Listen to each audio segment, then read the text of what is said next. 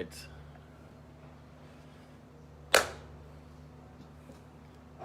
Take 3. So this is for Anthony, member of the group, who has has a really strong desire to reclaim his mornings. I don't know if reclaim is the right word. Maybe to claim for the first time. And has a sense, I think, of how powerful it could be and how powerful he would be if he took back his mornings. Or if he not took back. You know, I think he's only 18, so probably all his life when he gets up early, it's probably because he has to get up early. Someone wants him to get up early. He has to go to school. His mom or dad wants him to get up and do X, Y, Z. And there's something, I think, in that stage of your life, it can really be a breaking out and claiming your life for yourself. To have the reflection that you're acting powerfully in the world, entirely of your own creation. There's no sense that I'm doing this because I have to, I'm doing this because someone wants me to, I'm doing this to look good, I'm doing this for applause. It's, I think it's, the most powerful thing for Anthony here, and we share it, we're sharing it here because for any of you who would like to experience a powerful transformation, it's like a sacred, I think of it like a sacred thing. And even beyond like what you and I did, we're doing it together, and we're going to the beach in the morning. It could be a next level of powerful and sacred, and especially for a young man who's really breaking through for the first time. Like, it could be a sacred act of, this life is my life, and it could be entirely private. It doesn't need to be public in any sense. And there's a way that if you tell everyone, and then everyone has their ideas about it, and you can imagine what they're thinking about it, that suddenly it becomes not this sacred thing. Yeah. And so I asked Anthony what time, could he wake up in the morning that would really have him feeling powerful. And he said 5 a.m.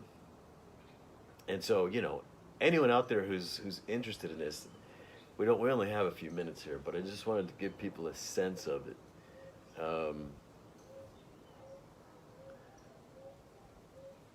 And maybe I can do that by sharing what I did for years, my morning ritual for years, which was, first of all, and this is all related to the power of reflection.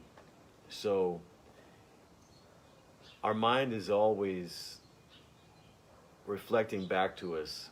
I wouldn't say always, but on a regular basis, reflecting back to us who we are in the story of life, or in the story of our life. And so we're somehow stuck in this story that's already been created. We wake up into this story about who am I and what's true and whatever, and then we just react to that story. And we make choices inside of that story, and we have our feelings inside of that story. But this has to do with going one step back and creating the automatic story-making apparatus that then we find ourselves living in. It's a next level of power. And so I designed a morning ritual for myself with this awareness in my mind. And the idea behind it is, first of all, I chose a ridiculous early hour to wake up. I was waking up at 3:55 in the morning. And I was living in an office. The whole thing was an office. Everything was designed for reflection. In my back office, at a front office, a hallway with a bathroom and a kitchen, and then the back office. The whole thing was an office. The whole thing was about building my business, my work, my vision, everything. It's like just a reflection of total dedication. There was no sofa. There was no TV.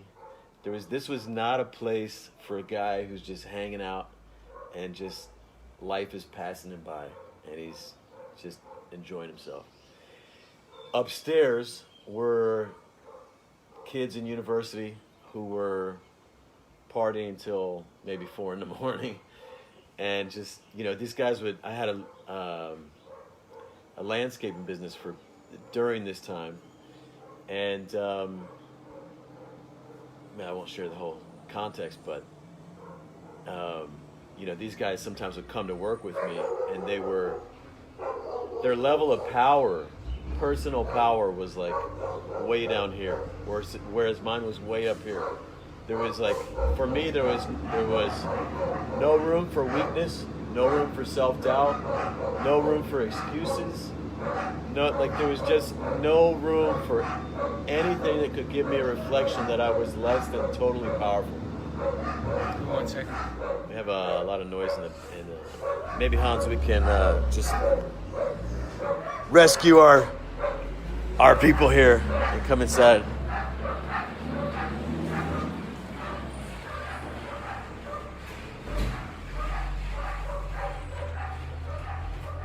All the dogs and the garbage truck going by.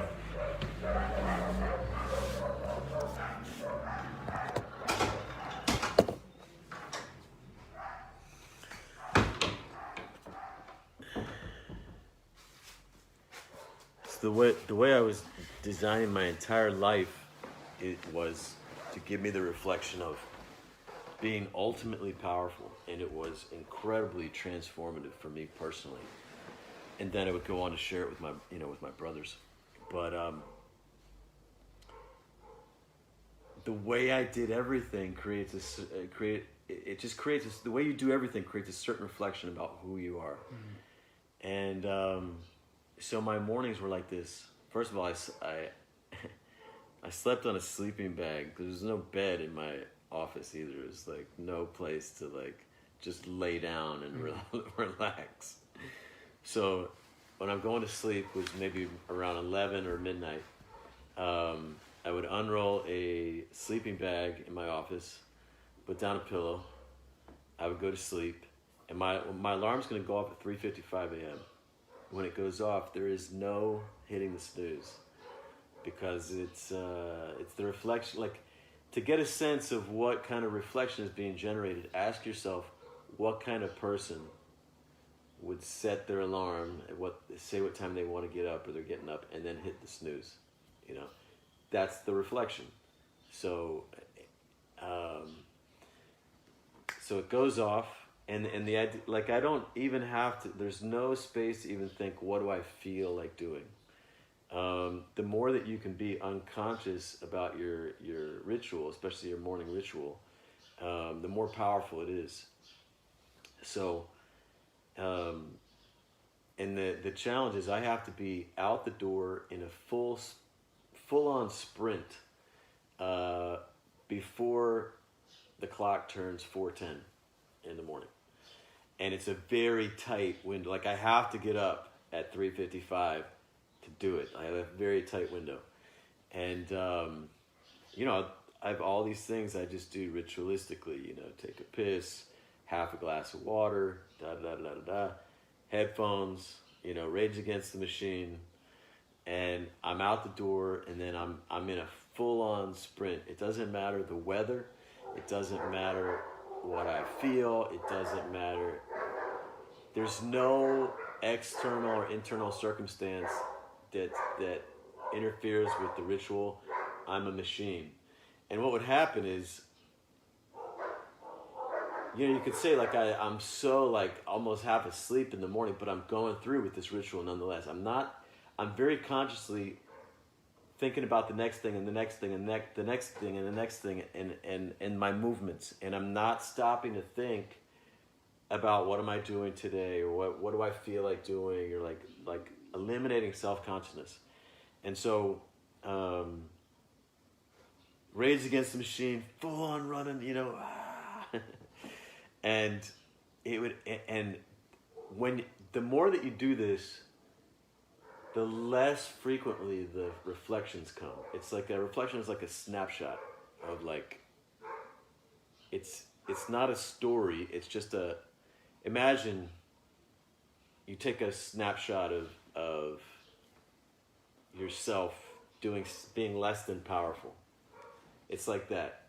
And so anyway, the less conscious you are, the more it slows down these reflections.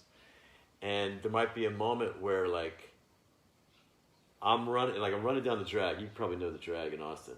It's the middle of the night. And I just have a sense of this image, this guy running, and it's like, it's me. And it gives me that reflection. And it's, I don't know, it's and then again and again, and then like a bum on the street will like be startled or something, and then it'll remind me again, like, I have self-awareness again. And it's like that. And so not only do I have the Rage Against the Machine blasting in my whatever, and my run is like, it's at the edge of my ability. I'm pushing myself the entire way. So my consciousness is so used up by maintaining deep rhythmic breathing while pushing myself at the very edge. So I'm not judging myself. How tired am I? How much do my legs hurt? Anything else? It's just how fast can I go while maintaining this breath? So my consciousness is being used up by all this, doing the ritual properly. And there's less time to think about anything like, how do I feel? And what do I, So, and I think a lot of our lives, we learn to guide ourselves by like, what do I feel like doing? And if you live in a world where the power is outside of you, your religious leaders, your parents, school authorities, your boss, other people, then you often feel like, I don't feel like it. And someone else wants you to do something, and you're measuring yourself by how do you feel. And so that's often... I was very much shamed in the world when in '97, me and my brothers, when I was in kind of inducting them into this way of life, it's like, what do I feel like doing? We shamed that kind of appeal to what do I feel like doing.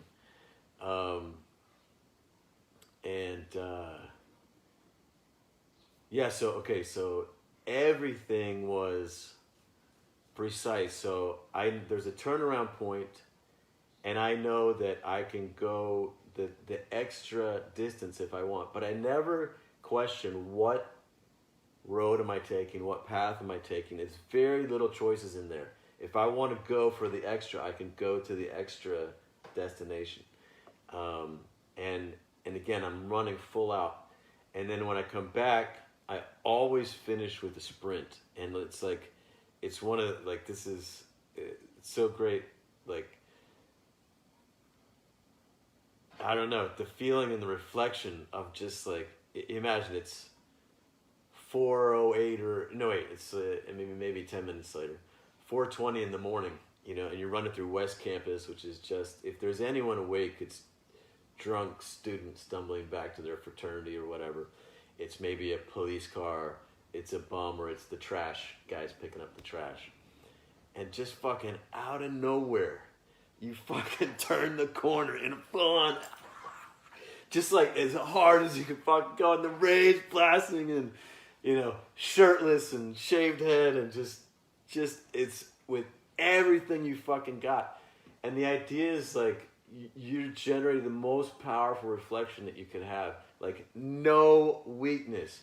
There's no like, I feel a little bit tired, so I'm gonna run a little bit less. Or no, it ain't any sign of weakness or self-doubt comes up. You go fucking harder. And then you finish. So I finished with a sprint, full on sprint. and I can't stop. I don't stop until I know that I've crossed the finish line. Most people, when they're running, even running a race, people often stop just a little bit before the finish line. And to me, it's such a negative reflection, you know? It's so much more powerful to know 100% that not only did you, to have no doubt that you went as hard as you fucking could to the finish line, but beyond the finish line. And to know that you have to go at least a few steps beyond the finish line. So when you choose the ritual, because that's, I think, is a great key question you have there. You're choosing your ritual thinking, like you ask Anthony, what would be a powerful reflection? Or what did you ask him? What time would be? Yes. What would time? have him feel really powerful or yeah. So that's how you design But the give ritual. him a powerful reflection, yes. So that's how you design the ritual. When you set it up, you say, what can I do that will give me the reflection of the powerful man that I want to be? Yes. Right. Yes. Now, in the years since, like I did that sort of thing for years. In the years since, like right now, it's not exactly like that. You know, we wake up and we walk to the beach and it's beautiful in the sun and like all this, and that's also great. But I think for a young man who is not yet identified himself as warrior, like knowing that in the face of anything, there's nothing that fucking stops him. And it's so powerful, man. It's so powerful. That's kind of why we started doing this Facebook Live to the whole audience, and like anyone could see it, women and whatever. And we kind of did it in a lackadaisical sense, and I just felt like, no, something's off here. And I realized it's just because I really hold this sacred, and I just wanted to share it with that full sense of its power. What I hear in the story is like what really struck me was the idea of like, you don't let self-consciousness come in. Whereas what we're doing now, I would say, is more, or at least my ritual is very samurai-like, which brings attention to every move, consideration and awareness to every move. Yes. Even self-awareness. Like I'm getting up in the morning, I'm self-aware, and but what you're proposing for a younger man is different. Or well, even now with you, imagine that your ritual was so precise, every movement, and like imagine some kind of really sacred religious ritual where everything and it takes all of your concentration to think what's happening next and what's happening over here and like all this. There'd be far less time to even pay attention to who am I, what do I feel, or whatever.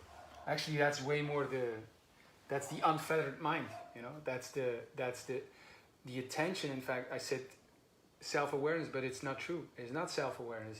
It's attention to the ritual. It's attention to the ritual, and like you have it even in aesthetic forms in Japanese with the rinpa, for example, where you focus so much on the ritual itself, the form itself, and they speak of emptiness. It's an emptiness because you're not self-reflecting. You're not going back, how do I feel about this? Yes. There's an emptiness that comes.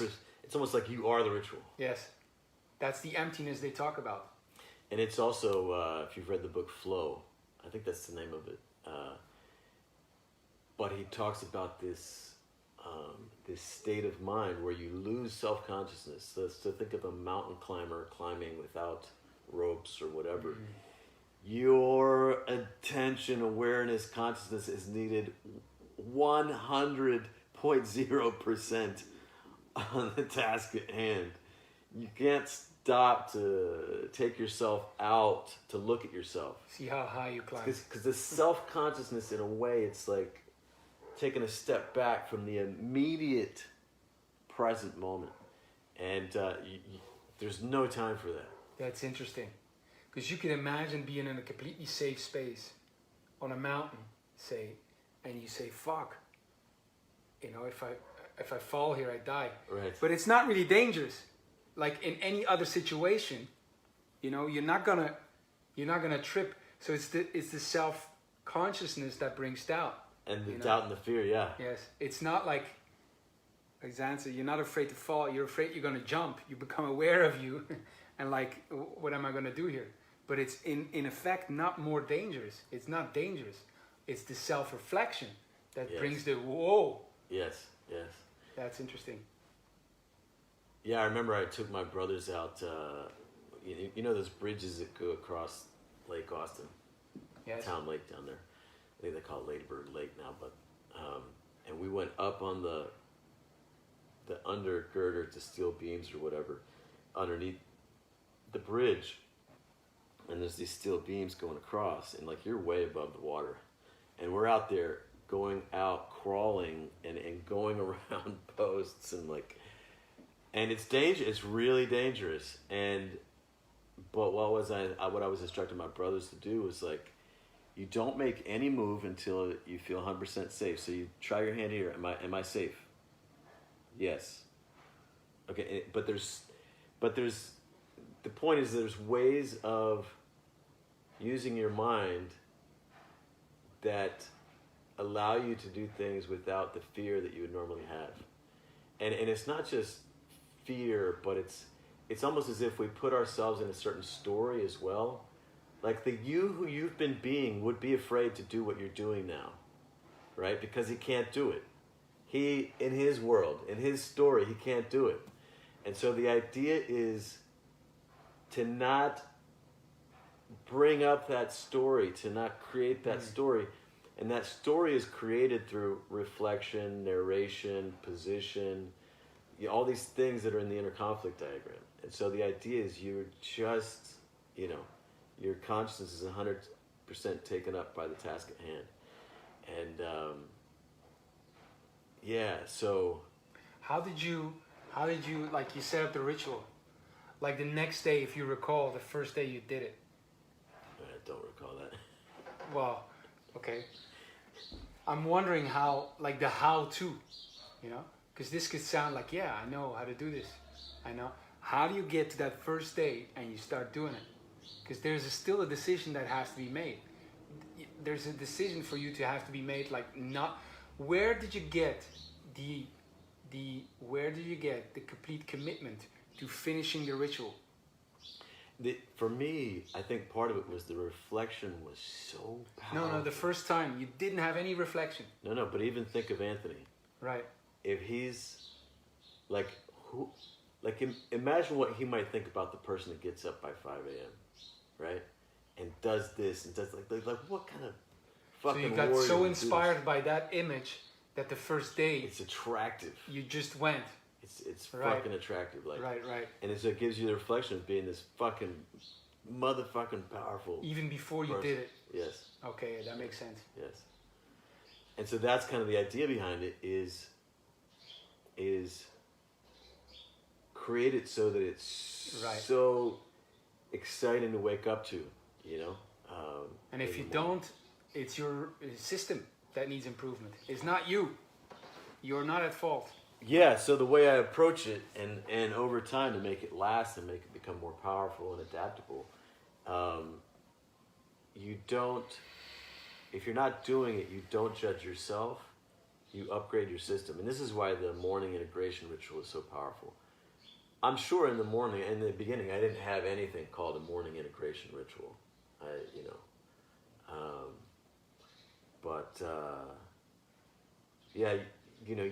You have some really powerful mornings like that, and it's addictive, man. It's like and also like the reflection also comes when like one of the college students he's coming home or whatever, and he's like, hey man, did we see you running this morning at 4 a.m.? Like, I thought I saw you, And it's like, yeah, and they're like, you see, people change their idea about you. They change. They're like, who is this guy? And them, you can see it. And it can almost be, the more outrageous it is. Like there's, why you're doing it does not fit into the story of who you've been being. It doesn't make logical sense to the guy who you've been being in life, to the role that you've been acting out. But maybe it makes 100% sense to the guy you're going to be 20 years from now who is limitless, you know? And so you start living as that ultimate powerful man. Yes. You did it alone. For me, what has been key, at least this time around, is that, well, you're there. Have an ally who, and I won't be damned if I don't get up. You know? Yeah. Like, there's no way that I will not get up. Yeah. Because you're up also. What? Well, you know, Like, as I'm thinking back about it, I know I was getting into running and stuff before my youngest brother came out. But when my youngest brother came out,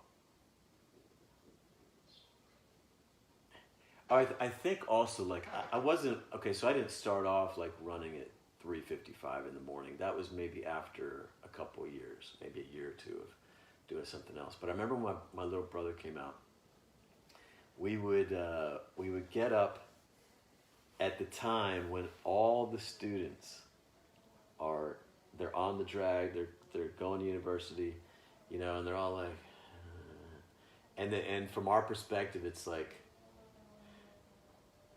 these people are reluctantly going to do what they're supposed to do. Mm-hmm. And we're fucking sprinting down the drag for no reason that anyone else is that our parents, and no one in society doesn't expect us.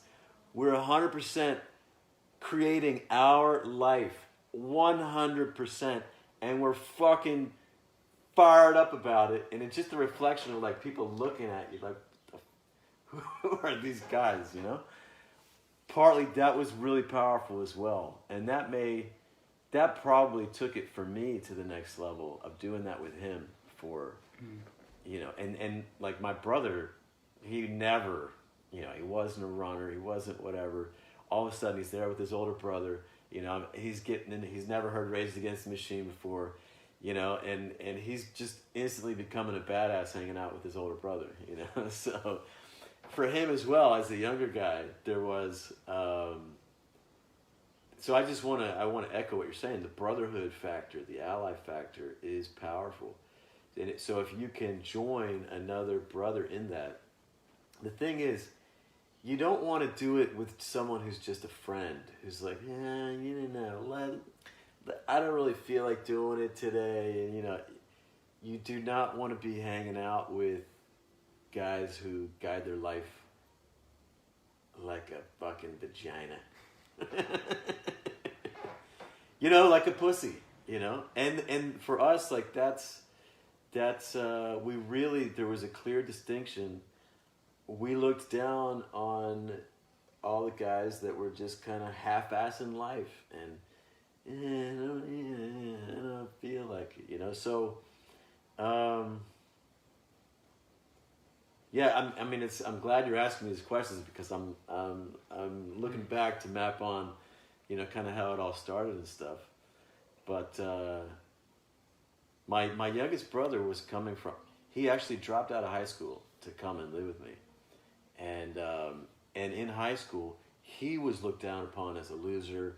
He was hanging out with the guys that weren't going anywhere. They were just into drugs. They were shooting BB guns at school buses. They were just, you know, showing up half the time not, and going nowhere with their lives. And so they're getting the reflection. You can imagine they're getting the reflection every day that they're losers, that they don't give a fuck, that they're blah, you know.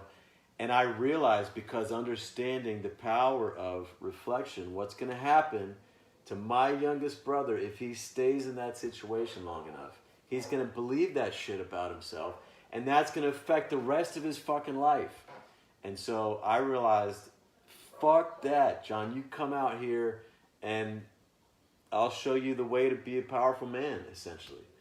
And so when he came, I inducted him into a way of life that was just like ultra powerful.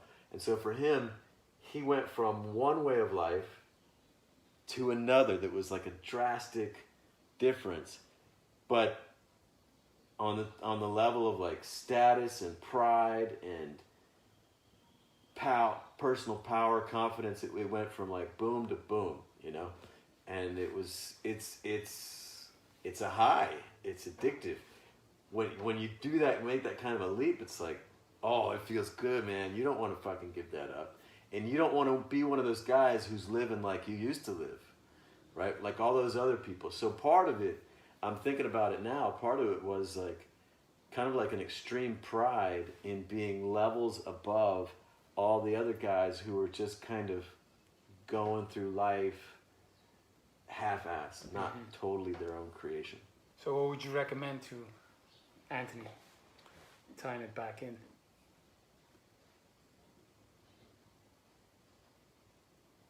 Well, I think one of the most powerful choices he could make would be to come out here to Brazil, make that. Yeah, there's fear involved, but come and live with us, wake up with us, go through the rituals with us, and get the reflection of being as dedicated, as high level, as committed, as whatever as us. So that's the reflection he gets all day long, every day, and that in itself is going to be transformative. Not even to speak of the power of being on that plane, sitting in the plane, coming over here. What the fuck am I doing? Yes. I'm going the other side of the world. Well, and it's going to transform how everyone else thinks of him, how everyone else knows him, how his parents know him, everything else. Now, the guys of this group think about him. And when it comes to the, let me say this. So the Maasai in Kenya and Tanzania, the Maasai warriors, when they're of warrior age, which is somewhere, the way they do it, they don't actually keep track of people's years. They are when they're born, but every so often, maybe every like 7-8 years, something like this, there'll be a new warrior class. So everyone who was not part of the last warrior class, and like they've already hit puberty, right? This is maybe everyone from like, it could be 12 to 21 or something like this. They all leave together. They all go through a ritual. They all leave the tribe and they go out into the wild, and they can't come back until they've killed a lion. And I think I'm actually not up to date on this, but I don't know. But they'll go and they'll do it together. And the guy who spears it first, the first guy to spear it, like he's known, he's respected, he's going to get, when they go back, it's going to be him that gets the women. It's going to be him that gets the status. And for the rest of his life, he's known that way. So imagine how powerful that would be to be known as the fucking man, right? In the group of guys. It's like that. How you make your mark at this early age is how everyone's going to know you. And it's why it's so powerful to do it early. It's so powerful to do something really powerful early. And you'll see a lot of guys, guys have a sense of this. They want to prove themselves. They want to test themselves. They'll go and join a gang. And to join the gang, they'll have to do some violent act or scary act or whatever to prove that they're man enough.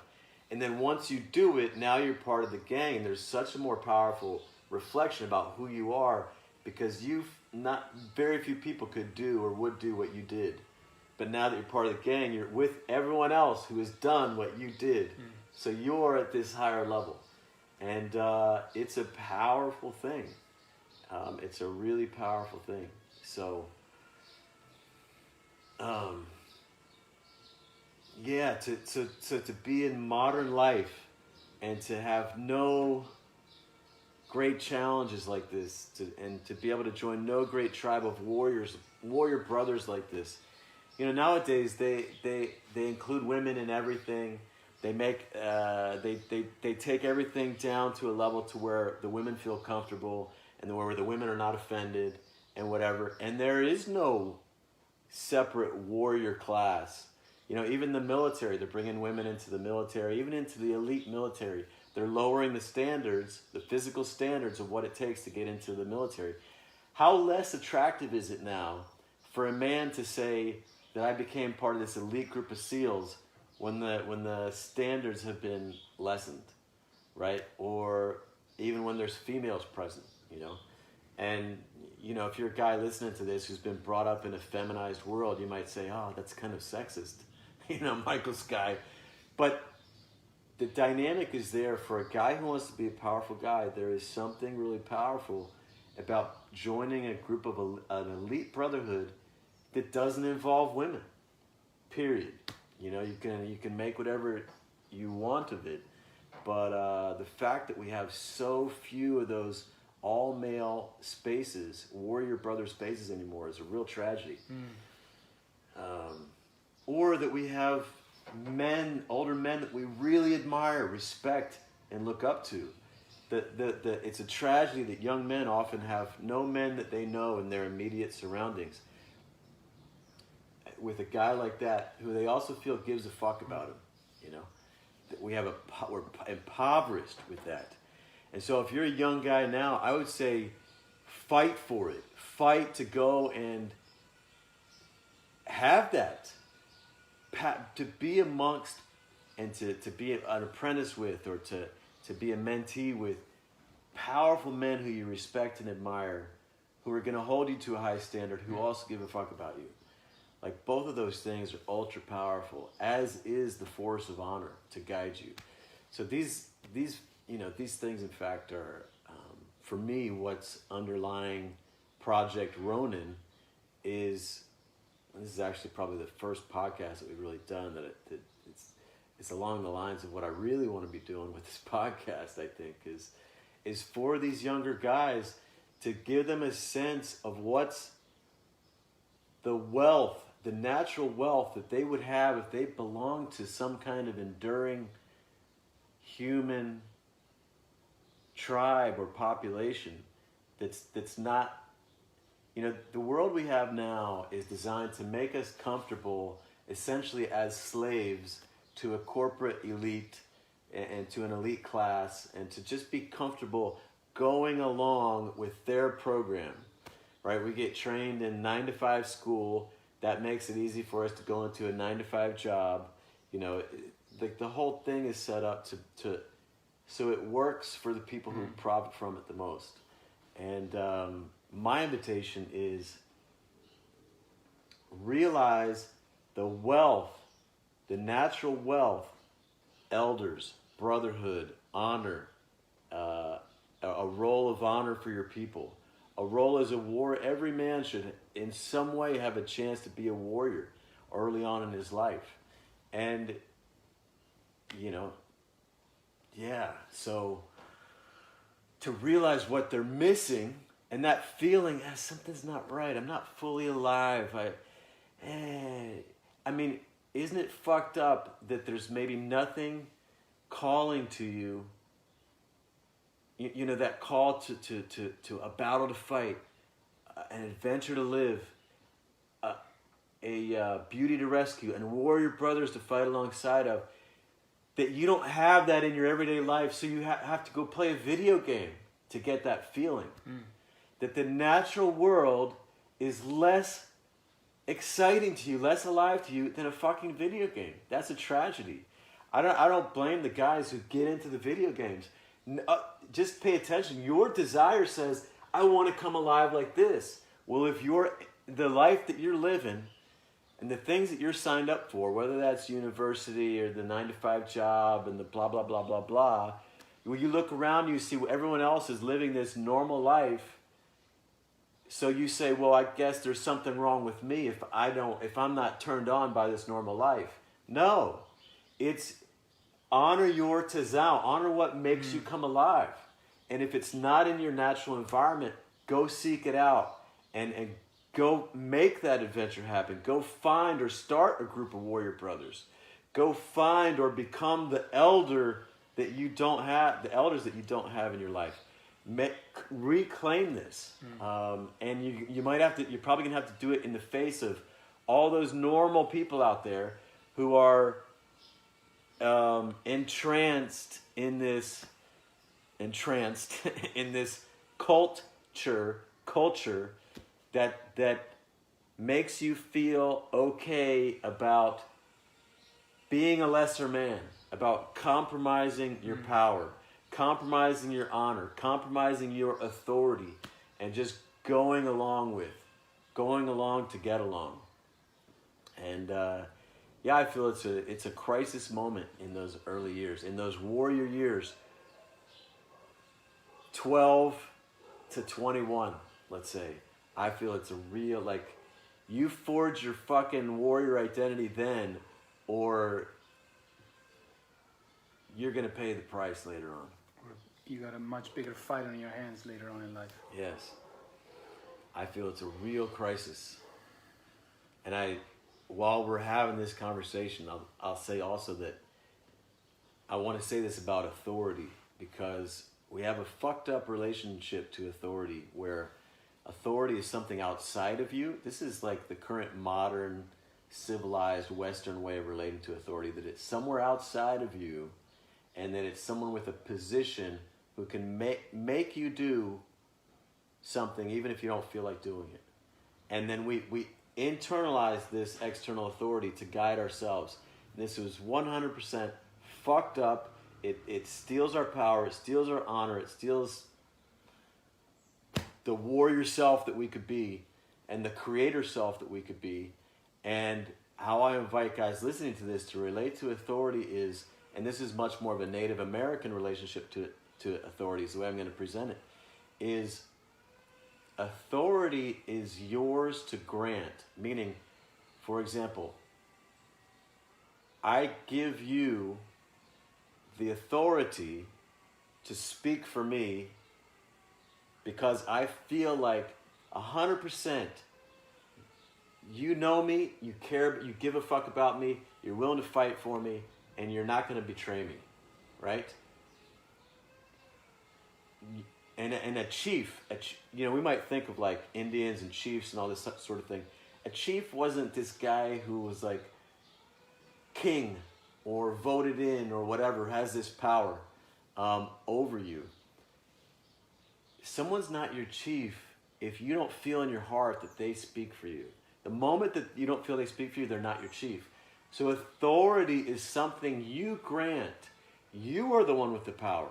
No one outside of you. And it's such a powerful way to live your life. And so if there's an external authority making you feel guilty or ashamed because you're not doing what they think you should do to be responsible, fuck them.